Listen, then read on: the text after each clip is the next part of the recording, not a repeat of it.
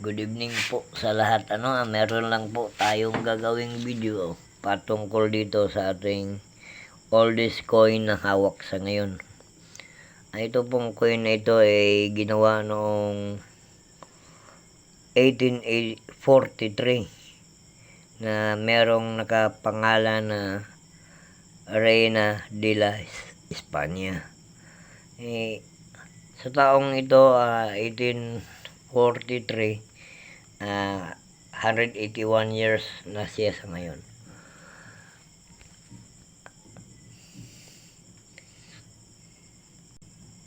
Dugtong sa kwentong ito ay dito naman kasi ang Sarangani malapit lang po sa Indonesia. Ang Indonesia is about 600 nautical mile lang po dito, mula rito hanggang Indonesia. Kaya nung pumutok yung Krakatoa, tinatawag nila ngang the Great Eruption of Krakatoa, na yumanig sa mundo, tatlong third part of the world is affected nung panahon na yun. 3/4 po ang affected ng pangyayaring yun. Yun nga mga pamis umabot pa nga hanggang Australia. So ang coin na ito, kung ganon, isa ito sa nakataka sa pangyayaring yun, yung sakunang yun,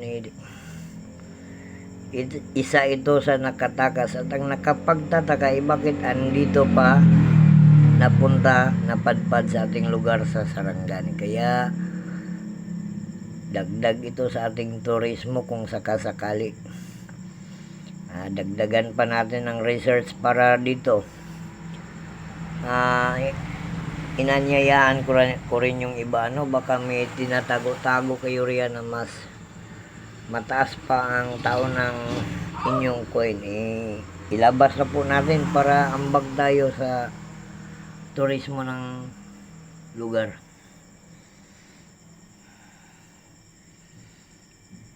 Yan. Itong iba, na lang, palamuti na lang natin. Kaya nga pala, baka nagtataka kayo bakit kinakalat itong mga libro sa sahig. Naghahanap po kasi ako ng picture ng Krakatoa, kaso wala rito. Hindi ko nadala yung nasa kabila, kasi nasa kabilang lagayan ng mga namin dito sa compound. Gabi na, hindi ko na nakuha. Kaya yan, nakatiwangwang dito. Wala talagang picture ng Krakatoa. Kung sakasakali mag-research na lang kayo, bakit ba bidang-bida yan sa kwento natin.